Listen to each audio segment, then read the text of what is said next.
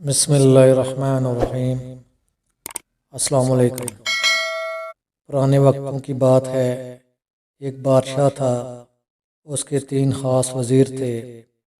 ایک دن بادشاہ نے تینوں کو بلا کر حکم دیا کہ تینوں ایک ایک تھیلا لے جاؤ اور میرے لیے اچھے اچھے مزیدار پھل لے کر آ جاؤ۔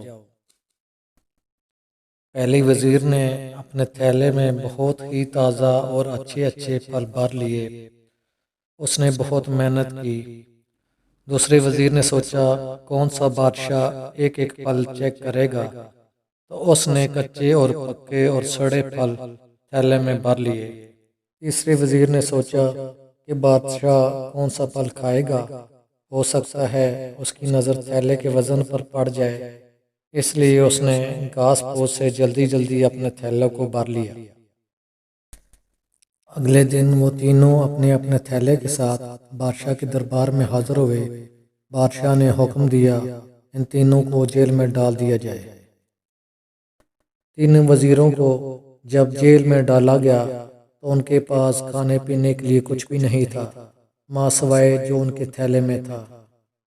اب وہ وزیر جس کے تھیلے میں اچھے اچھے پھل تھے، وہ تو مزے سے پھلوں کو کھاتا رہا اور کچھ دن اچھے گزار دیے، لیکن وہ وزیر جس نے کچے پکے سڑے ہوئے پھل تھیلے میں ڈالے تھے، وہ بھی ان کو کھاتا رہا۔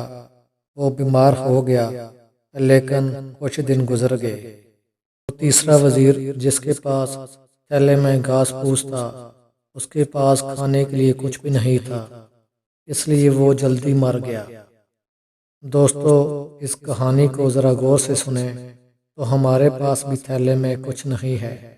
جب سب سے بڑا بادشاہ ہمیں جیل یعنی قبر میں ڈالے گا تو ہمارے پاس کچھ بھی نہیں ہوگا، اس لیے ہمیں بھی اپنے تھیلے کو اچھے نیک اعمال سے بھرنا چاہیے تاکہ ہماری آخرت سیدھی ہو سکے۔